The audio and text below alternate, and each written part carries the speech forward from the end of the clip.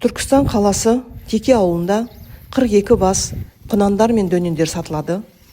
Оралдан әкелінген, күйлері өте жақсы, жайын семіз. Бағасы жаппайға 400 мың теңгеден деп тұр, аздап саудасы бар. Байланыс телефоны 8747 952 01 21. Ұнаған болса осы номерге хабарласыңыздар. Арнаға тіркеліп лайк басуды ұмытпаңыздар. Өздеріңіздің 4 түлік малдарыңызды сатуға жарнама салуларыңыз келсе, мына телефонға хабарласыңыздар. 8702 910 07 05. Негізі әр қазақтың үйінде бір жылқы тұру керек. Болмай қалды.